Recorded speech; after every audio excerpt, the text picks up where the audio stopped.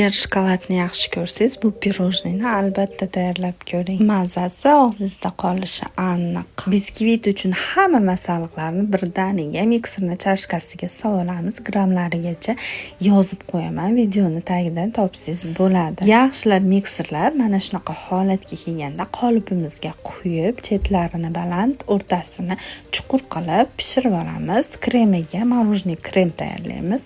Pishib chiqqan go'shtlarimizni kesib, orasiga kofe bilan propitka qilib, morojniy krem va olchalarimizni sovolamiz. Tepasiga men shanti, kakao va suvdan krem tayyorladim.